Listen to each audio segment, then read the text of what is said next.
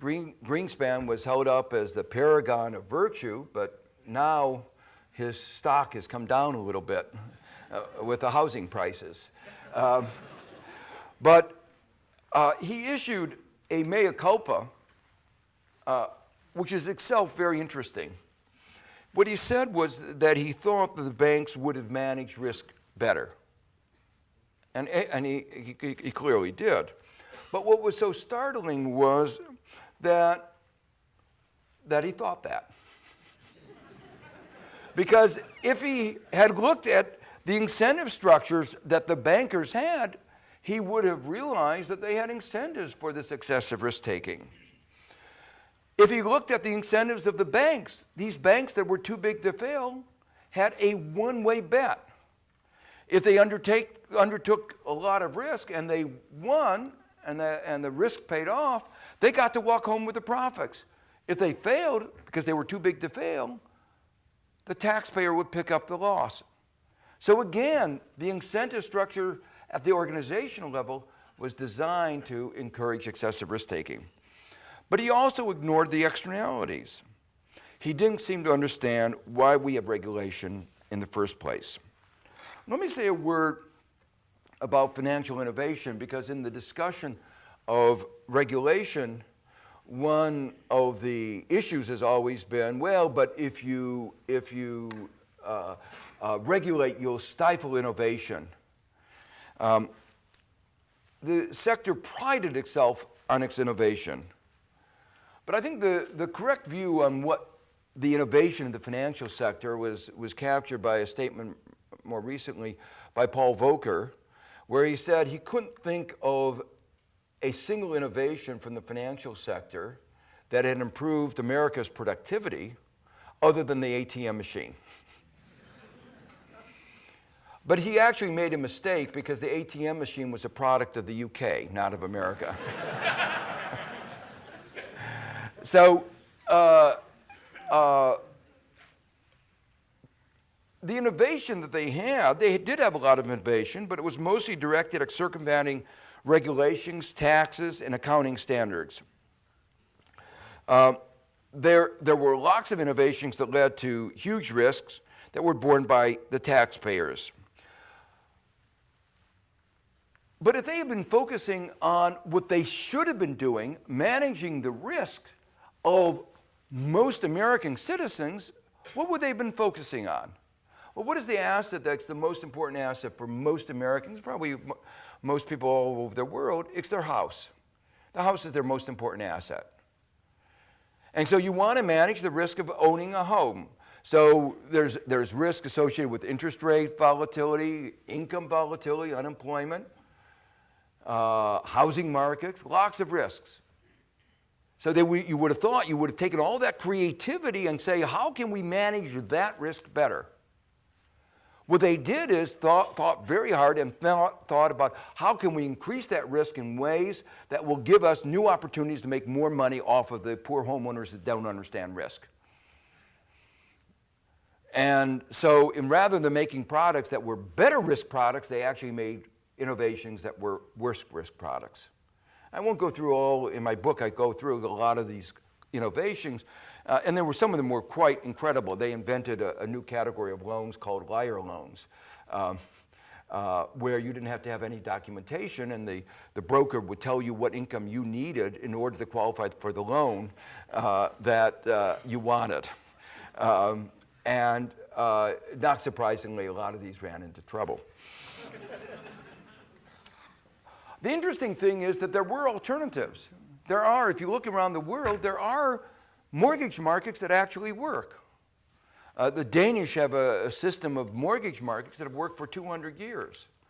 So there were alternatives. And this is just one example. When I was chairman of the Council of Economic Advisors, we tried to think of other areas of risk where the markets, private financial markets weren't doing well.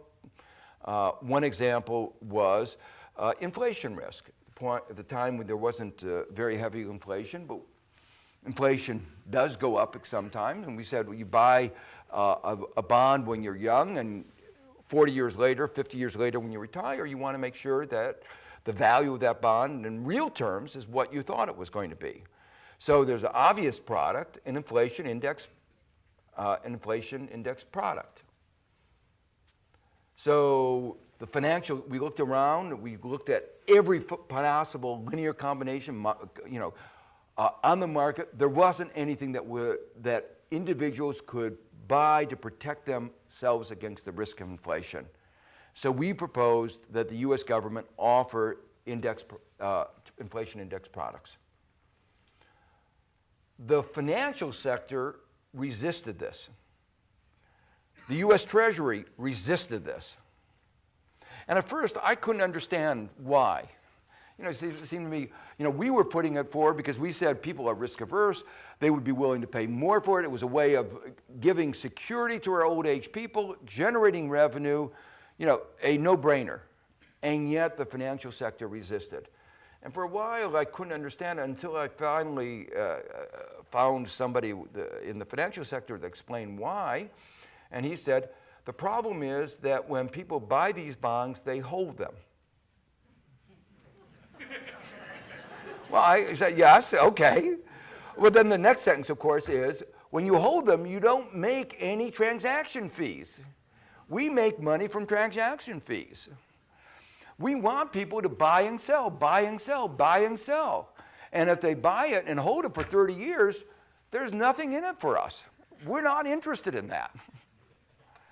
So we managed, though, to work with a couple of the large financial companies that are more public interested, and they persuaded Treasury that we finally did issue these bonds, and they have now, they're useful also to give us an index on inflation expectations. They have a variety of macroeconomic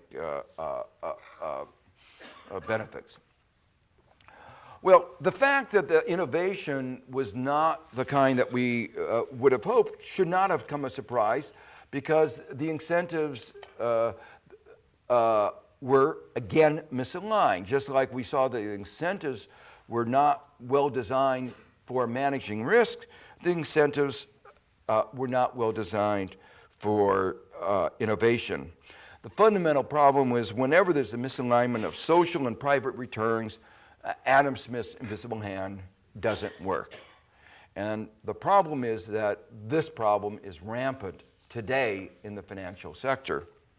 So the key to creating a 21st century global financial system that works is first understanding the functions of the global financial markets. Secondly, understanding why financial markets on their own are not likely to succeed in fulfilling these roles. And then thirdly, thinking about how government can intervene.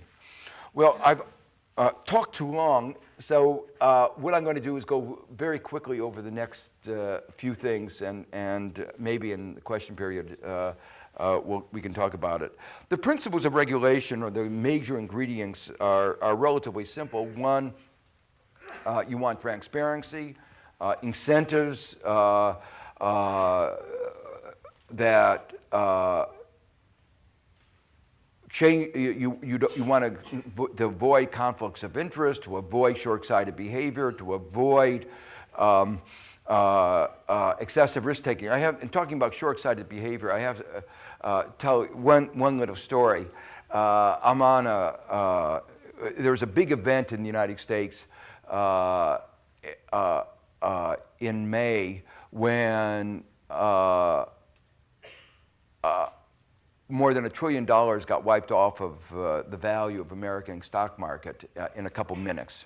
And that was, people who believe in efficient markets, they wondered what happened in that minute that led to a destruction of that much value.